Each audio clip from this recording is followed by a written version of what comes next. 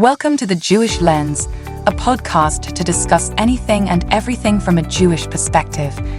Now, please help me welcome the man who controls the media, your host, Jonathan Rosen. Hello, and welcome to another edition of The Jewish Lens. I'm Jonathan Rosen, and today I am thrilled to welcome a debut novelist whose powerful historical fiction, The Star on the Grave, draws directly from her own family's remarkable survival story. Please help me welcome Linda Margolin Royal. Linda, thanks so much for joining me today. Thank you. Great to be here. Well, we have a lot to go over. Your story is fascinating, but everything I've read about you. But I always like to begin by going back with people. So you grew up in Sydney as the child of Holocaust survivors, right?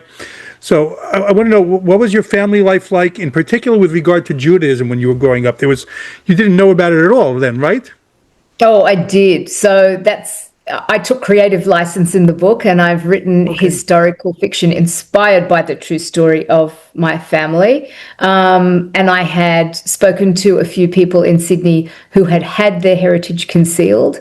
And I thought that's actually a great thing to highlight and to talk about. So I wrote my main protagonist as a young lady who had her heritage concealed. But no, I was from a traditional upbringing. My mum was from England, but her father was from Poland, and hundreds of his family were exterminated in Auschwitz. He had he'd just gone to seek his fame and fortune in 1919 in England with two or three other much older brothers.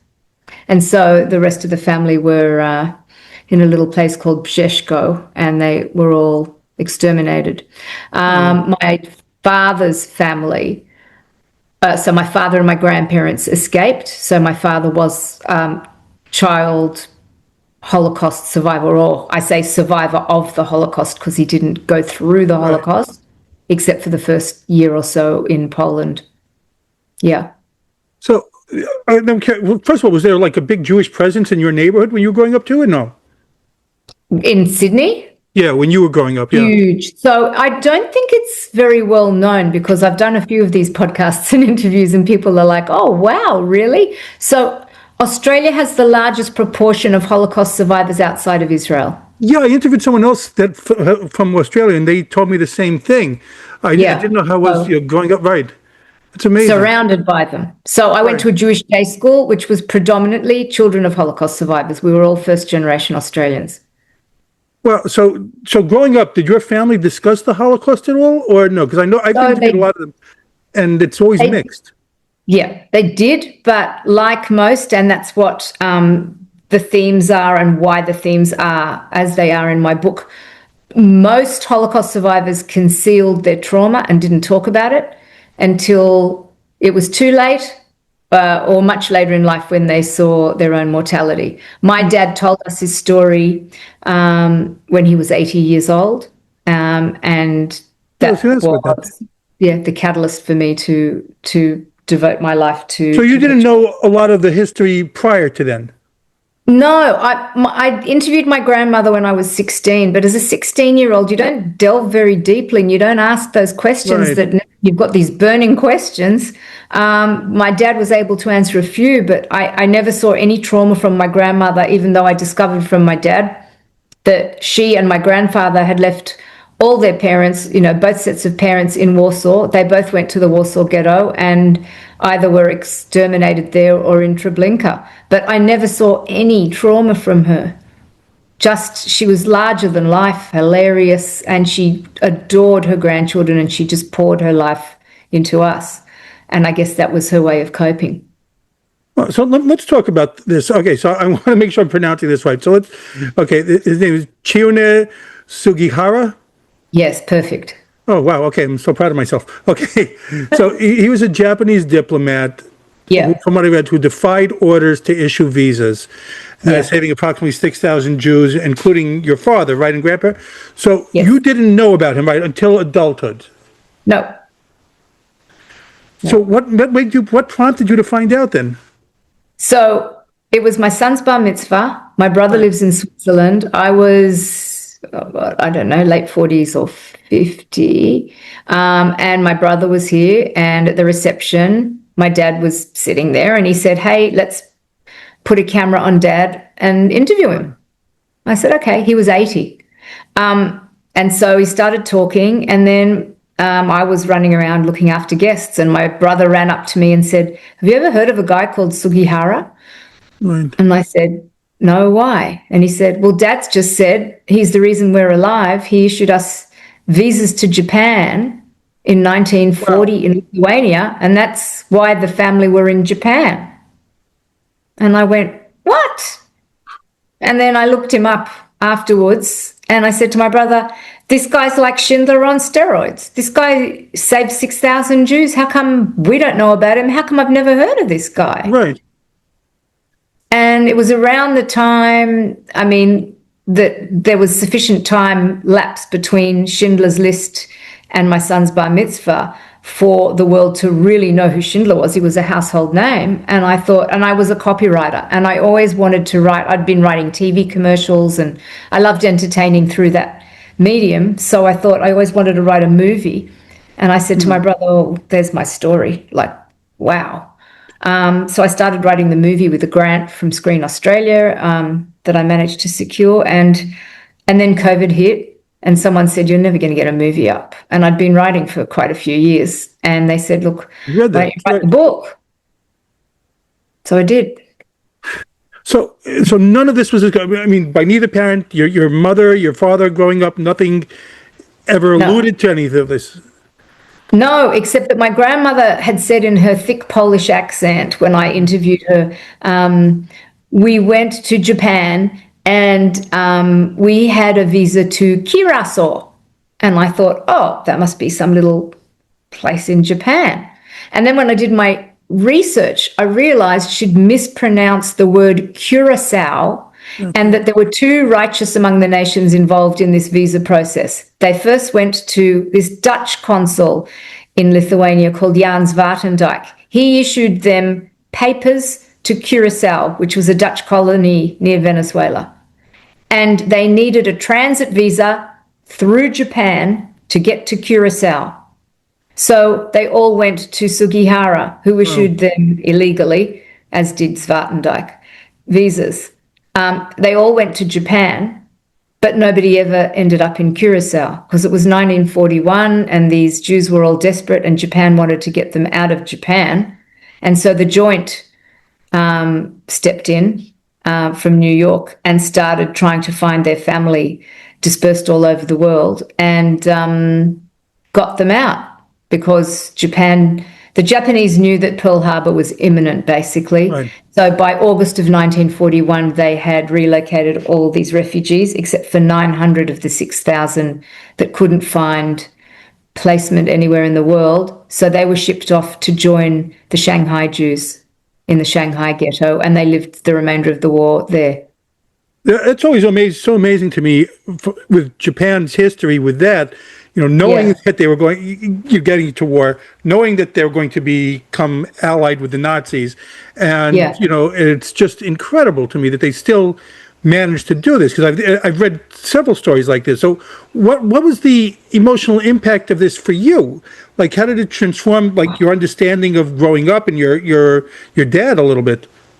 Oh, incredible. My dad was very emotionally damaged, not in the way I've written my parent or the father figure in the book, because I also wanted to talk about trauma, childhood trauma and generational trauma that's passed down.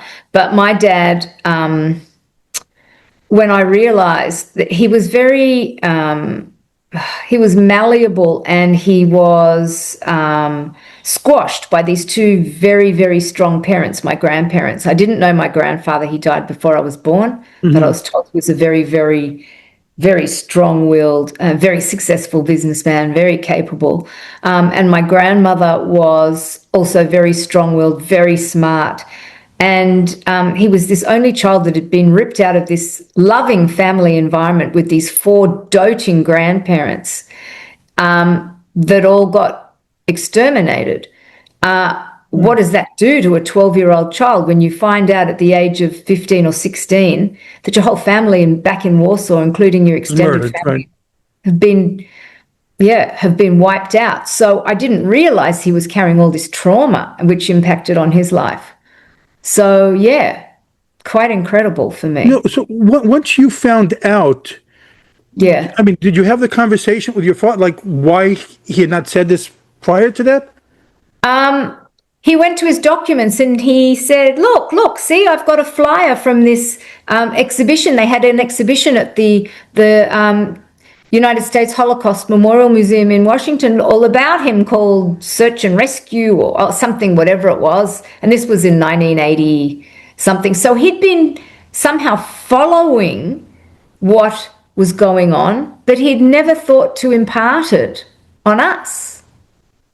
And I thought, that is just extraordinary. And then I went to the States during my research and I interviewed Sugihara survivors, one of whom is extremely... I'm sorry, go ahead. Leo Melamed, who founded the Chicago Mercantile Exchange, the CME. He's like one of the most prominent people in finance in the history of the world, or at least in the 20th century. And he told me the whole story. And then I went and interviewed some descendants like myself, similar age, early 50s, and they all had a similar story. A lot of them grew up having no idea until their parents were in their 80s, and then they started talking about it. So who else did you meet from Sugihara's family? Sugihara's family, I met Nabuki, his only surviving son. With whom I'm very closely connected. In fact, he lives in Belgium. I'm going there on holidays next month, and I've just sent him an email saying, hey, Buki, we're going to be in Belgium, would love to have dinner. So we're very closely connected. And I've done some events with him, some speaking events. So I met Nabuki and interviewed him at great length. I met Leo Melamed. I met another lady who was 4 years old when she was rescued and she remembered a bit of the journey. She's quite a prominent epidemiologist in New York, Sylvia Smoller, and she has featured in a lot of documentaries that have been made. Nathan Lewin, who was an attorney to Nixon, so very prominent attorney. They're the main ones that I spoke with in terms of the very prominent survivors who are still alive. When did Sugihara pass? Sorry? When did Sugihara pass himself? In 1986, at the age of 86. And in fact, he was honoured by Yad Vashem as a righteous among the nations in 1985 because it took that long. But he couldn't attend, so his wife and children did. Why? I mean, not that you would know this answer. Just why isn't he more widely known? And it should be more widely known. That's the mystery that I'm trying to solve, and I'm trying to change that by perpetuating his memory via book and TV series or movie. So globally, he'll be known. I mean, it's extraordinary what he did. How much? I mean, it's got to be some sort of pressure on you. I'm going to ask you about the book in a second, but it's got to be some sort of not pressure necessarily, but that you faced combining. You want to honor his legacy and then put that into the book, and still try to create a fictitious story about it. So how much was that on your head as you're writing the book? It was very much on my head because I needed to make his story true and authentic, and it needed to be in there. And I had a fantastic editor at my publishing house, very smart girl.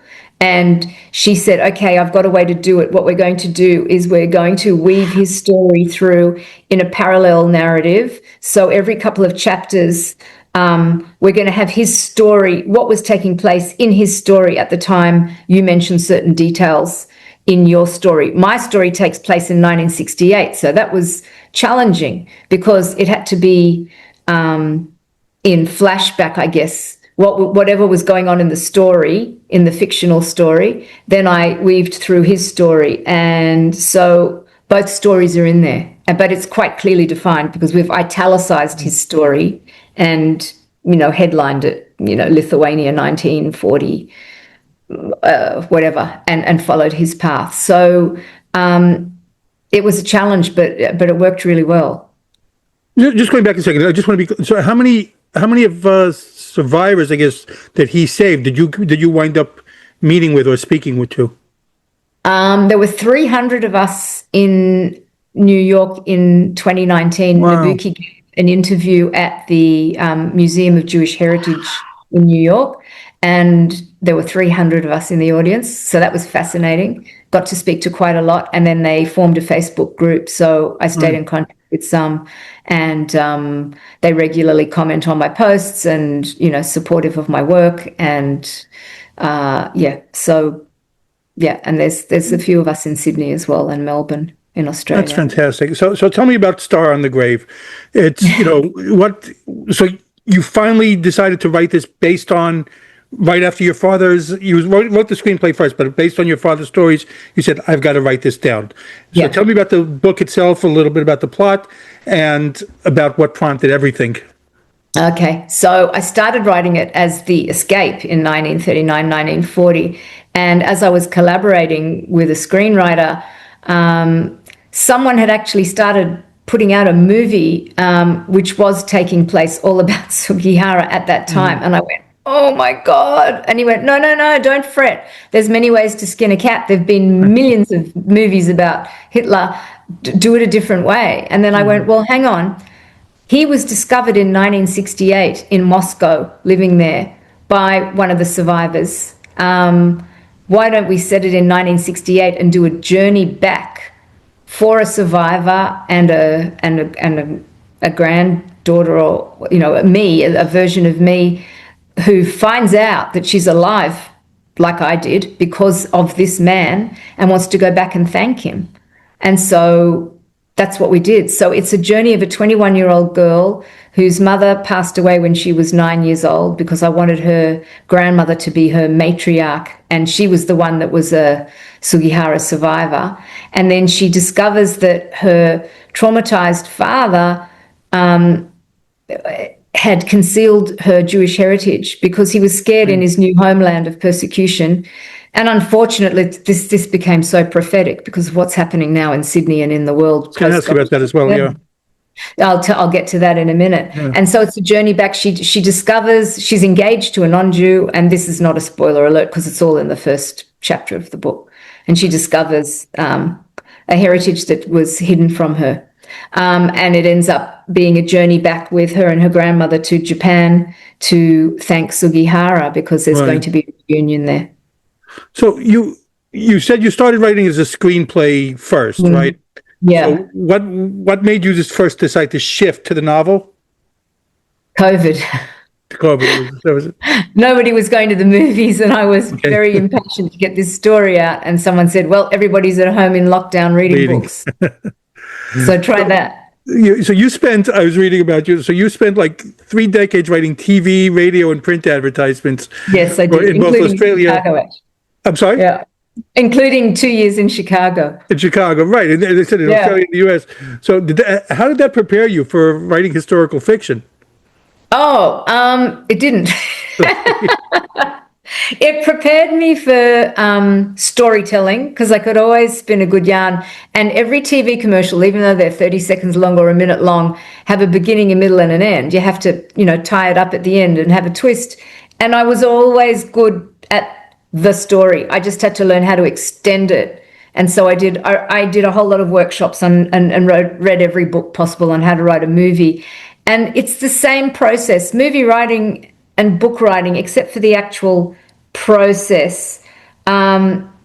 You still have to have, an inciting incident that causes a journey, and then you've got the journey, and you've got conflict that stops the person reaching the Holy Grail, and then a crisis and a climax and a resolution. So all the key ingredients I knew how to do. When I wrote it, and it looked like a screenplay, and I thought, I've got a book. I just sat down during lockdown for 3 months and wrote. And I gave it to a literary editor, and she went, this is a great story, but it reads like a well-constructed screenplay. I've got to teach you how to write a book. So everything that the director you're relying on the cameraman for, you've now got to tell, not show. And then I had to learn, all about prose and description. I'm And that just was a curious. process. Did writing this like feel cathartic in a way for you? Yeah, very much so. I've just written an article which I'm hoping to get into. I'm pitching actually to the Wall Street Journal and to USA Today about the fact that. So the headline of the article will explain it all. It's a Japanese stranger encouraged me to take my parents to therapy. They agreed to it. They were already dead. And so when I was writing, my parents passed away. And I took my Sorry. characters to therapy Yeah. because I needed to write them accurately. And so it was very, very cathartic. I got to really understand both my parents' damage and what made them what they were, and generational trauma and what shaped me. So extremely cathartic, but also because I'm now walking around knowing, especially in this world with all the anti-Semitism around, that I'm alive because of the actions of a righteous Gentile who only did it because it was the right thing to do at great personal risk. And Right. it's a huge story to tell the world. Well, let me ask you about that. We'll come back to the book and say so, because you explore discovering Jewish identity, your family, rescued from the Holocaust. So, what goes through your mind now when you see the rising anti-Semitism in Australia? Another article I've just written, which is my grandparents fled to Bondi to escape persecution. Why I'm now applying for a Polish passport, which is that we are all sitting around going, who will take us? Where do we go? Do we go on Aliyah? Do we go back to the places our parents fled from? Are we safe here? Because that all went down the drain with the Hanukkah massacre and 15 innocent people murdered on Bondi Beach, which is 5 minutes from where I live and where I go most days for a walk and a swim. It's now a place of a massacre rather than a place of safety and relaxation. So, yeah, it's very hard to know. I mean, the whole world has gone crazy. And as we know, they're hiding behind Zionism. But I'm an Australian of Polish heritage living in Sydney, and I'm now defined as a Zionist because I support the only homeland that is safe for Jews and is our Jewish homeland. Therefore, where are we safe? You could say anything you want about Jews as long as you just hide it with the word Zionist, right? Exactly. Exactly.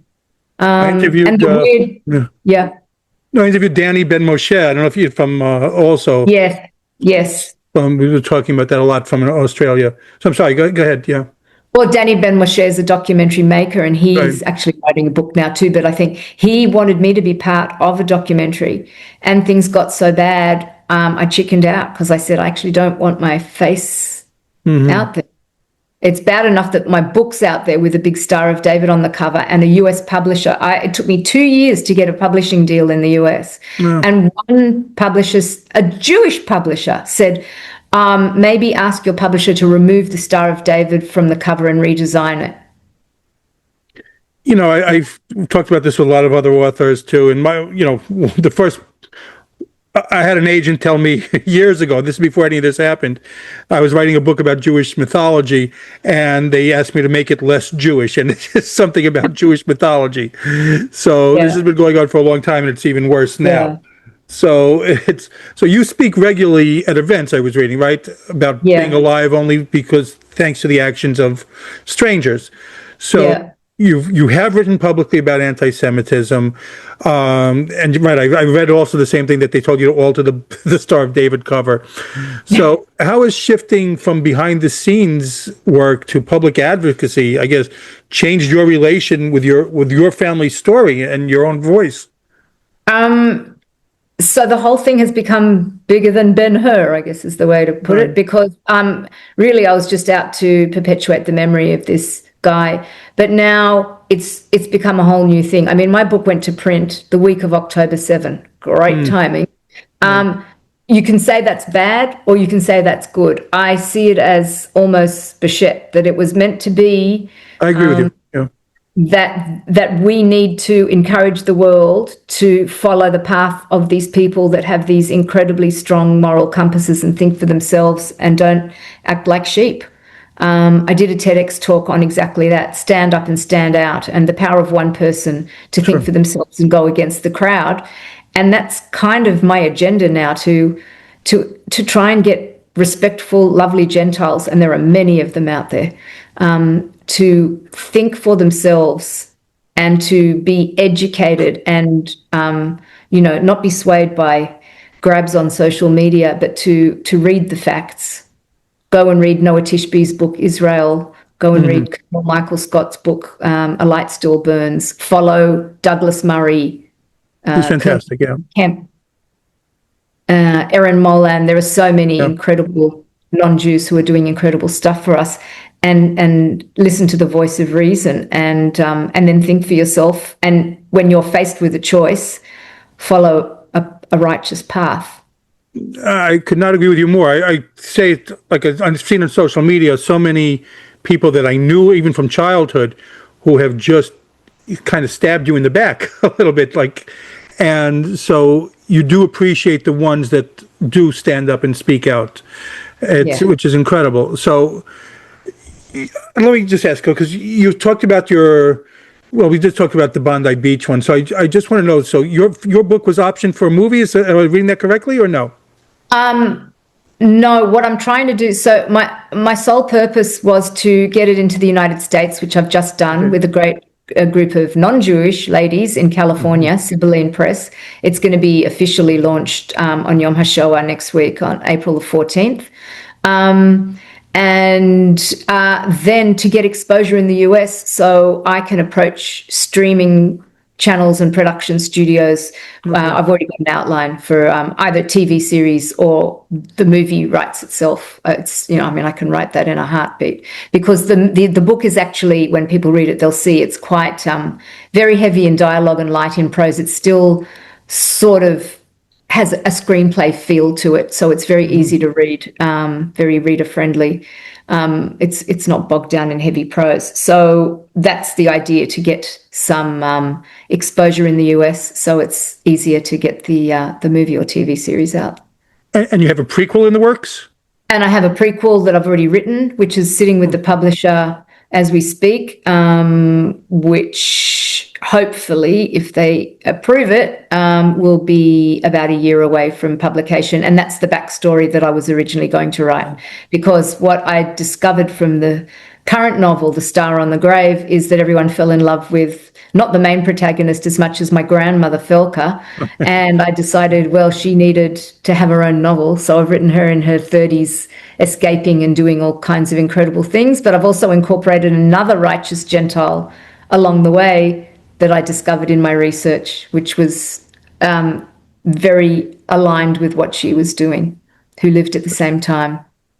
So let me just ask, before I do let you go, I mean, we've talked about Bondi Beach and just things. So how are things now, in your opinion, day to day in Australia? And you're seeing it's been Sydney, because when I see Australia, is like I'll say, it's one of the places I've always wanted to go to, always wanted, to visit. It's like a dream destination. Then on social media, all I see is, terrible things right now for Jews. So what do you see day to day? You know what? Day to day, I could say it's fine. It's never going to be what it was ever again. We have a huge police presence. We've always had a police presence. I mean, let's call a spade a shovel, My kids went to a Jewish day school. There were armed guards outside 20 years ago. Nothing's changed in that respect. You go to a synagogue, there's security. You go to a Jewish event, they do bag checks, you go through security. So that hasn't changed. That's just the plight of being a Jew in the world in the 21st century. But there's a fear.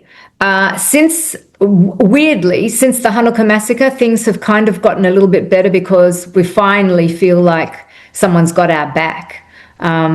Too much, too little, too late. There's 15 innocent souls that were murdered. But there is change, and I see when I do my events, I'm not as fearful of speaking about the situation for the Jewish community. I used to shy away from talking about it because it would turn to a debate on Gaza and Israel. Right. Now people are much more respectful, and I see that there is a big groundswell of support for us from the general population, because it wasn't just a Jewish massacre, it was an Australian massacre.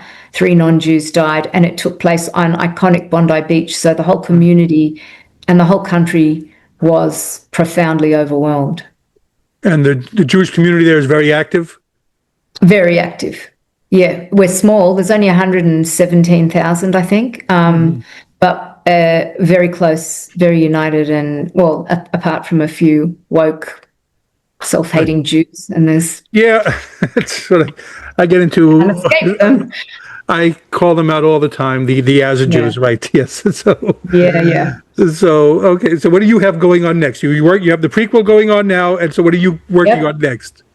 I've got the prequel going on. I've got another Holocaust movie that I've got a producer in the US, and so we will concurrently try and get that TV series or movie up, and we're writing another Holocaust movie, which I stumbled upon a fantastic idea for at the same time. And then I've got a sequel in my head if the prequel goes. So I'm going to be busy for a while. That's good. Busy is good. I certainly wish you luck with it. I've had my own experiences trying to get a Jewish book through, so I know what it's like there too. It's hard, but this team were great. It's available on Amazon USA, and people just need to go into bookstores and say, do you have The Star on the Grave? You can order it. Apparently, they can order it through Ingram or Ingram Spark. Fantastic. And most important for people, how can people follow you on social media? Okay, so if they go on my website, staronthegrave.com, there's no just staronthegrave.com. There will be links to my LinkedIn, my Facebook, my Instagram, and links to all the media that I've done, all the articles and interviews, TV appearances, and my TEDx talk. Fantastic. Linda, I want to thank you for coming on today. Real pleasure getting to know your family's story is fascinating. Yeah, really incredible to read it. I now want to learn more about Sugihara. But thank you. That's the point. Yes, no, but thank you for coming on and taking the time today. Thank you. Thank you so much. All right, let me sign us off. Again, this has been The Jewish Lens. I'm Jonathan Rosen. Again, a very special thanks to Linda Margolin Royal. Go pick up The Star on the Grave. And please like, comment, and subscribe. Thanks for tuning in to The Jewish Lens, where all items used was strictly kosher.